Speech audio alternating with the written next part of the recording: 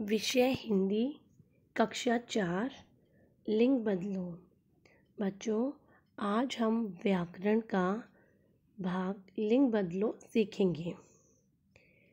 इस वीडियो को देखने के बाद बच्चे कहानी के माध्यम से लिंग बदलो समझ पाएंगे।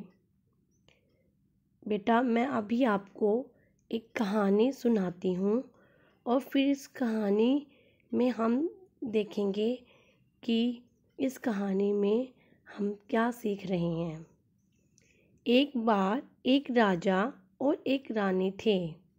वे दोनों अपने महल में अपने सेवक सेविकाओं के साथ बहुत शानो शौकत से रहते थे।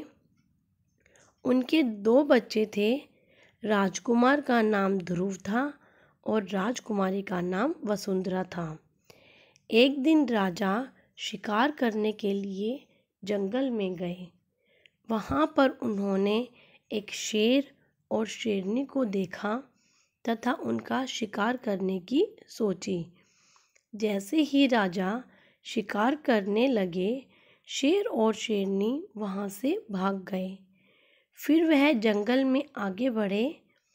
फिर उन्होंने एक हाथी और एक हथीनी को देखा। इस बार रानी ने उन्हें शिकार करने से रोक दिया। जैसे ही शाम हुई, वह दोनों घर वापस आ गए। तो बच्चों, आपने इस कहानी में क्या देखा? देखो, यहाँ पर मैंने जो पीले रंग से लिखा है, आपको उनमें कुछ संबंध नज़र आ रहा है उन शब्दों में?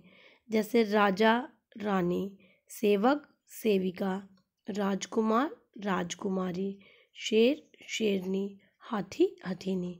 तो बच्चों, ये जो शब्द हैं, ये कैसे शब्द होते हैं? ये लिंग होते हैं, है ना? इनको क्या बोलते हैं? लिंग। और लिंग क्या है? संज्ञा शब्द के जिस रूप से स्त्री या पुरुष जाति के होने का बोध हो, उसे लिंग कहते हैं। अब जैसे आप देखेंगे कि जो हमने अभी कहानी पढ़ी थी, उस कहानी में राजा, राजकुमार, सेवक, शेर और हाथी, ये शब्द पुरुष जाति का बोध करा रहे हैं। रानी, राजकुमारी, सेविका, शेरनी और हाथी, ये सब स्त्री जाति का बोध करा रहे हैं हमें, है ना? तो ये हमारे क्या है? लिंग हैं। और लिंग हमारे 2 प्रकार के होते हैं, पुल्लिंग और स्त्रीलिंग।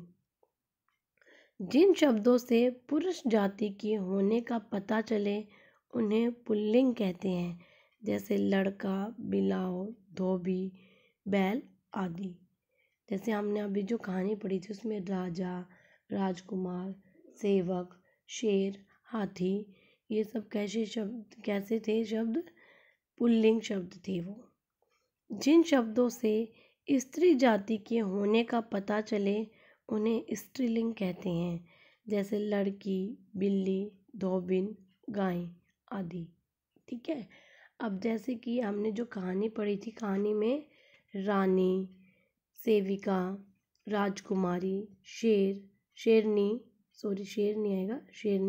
और हाथी, ये सब क्या है? हमारे स्त्रीलिंग शब्द हैं। चलो हम और उदाहरणों की मदद से सीखते हैं। यहाँ पर जो शब्द लिखे गए हैं वो सारे पुल्लिंग शब्द हैं, और यहाँ जितने भी शब्द लिखे हैं वो सारे स्त्रीलिंग शब्द हैं। जैसे बालक, बालिका, दादा, दादी, चाचा, चाची, बेटा, बेटी, मोर, मोरनी, हाथी, हथिनी। अब देखो, हाथी पे कौन से ई की मात्रा है? बड़े ई की मात्रा है। लेकिन जब हथिनी हमने लिखा तो था पे कौन सी मात्रा आ गई? कौन सी मात्रा आ गई? छोटी ई की मात्रा आ गई। ठीक है, इस बात का आप ध्यान रखेंगे। मुर्गा, मुर्गी, हंस, हंसिनी, नौकर, नौकरानी, शेर, शेरनी, पिता, माता, दादा, दादी, नाना, नानी, चाचा, चाची, मामा, मामी, अध्यापक, अध्यापिका, लेखक, लेखिका, गायक, गायिका, माली मालिन। अब माली में भी क्या थी, है बड़ी की मात्रा थी, वो छोटी की मात्रा हो गई।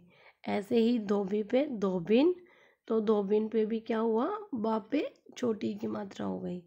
बालक बालिका, कवि कवियत्री।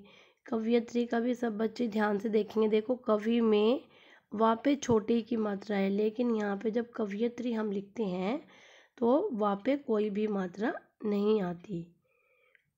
इसके बाद है घोड़ा घोड़ी, मोर मोरनी, मोर मोरनी, हंस हंसिनी, चूहा चूहिया, गवाला गवालिन, श्रीमान श्रीमती, राजा रानी, पुरुष स्त्री, नाग नागिन, मुर्गा मुर्गी, पुत्र पुत्री।